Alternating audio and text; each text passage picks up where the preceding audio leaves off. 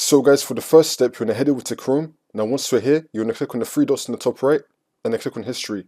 Now you're going to click on History again. Now once you're on this, you're going to click on Delete Browsing Data. And then once you're on this, you're going to set the time range to all time. Now you're going to select Cookies and Other Site Data and Cache Images and Files. Select both of these. You can untick everything else, but just select both of these, Cookies and Cache, and then click on Delete Data. And now for the next step, you're going to head over to Search again and type in CMD. Then you're going to run it as administrator.